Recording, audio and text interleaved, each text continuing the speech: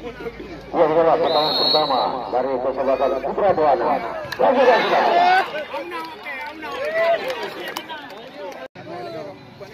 Dan ini adalah pertandingan pertama pertandingan persahabatan Barona FC yang dilakukan oleh Sakel Sabana persahabatan Barona FC.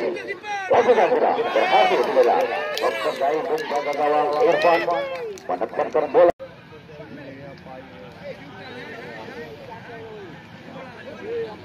Manager kah? Manager kah jadi agak gede keroi.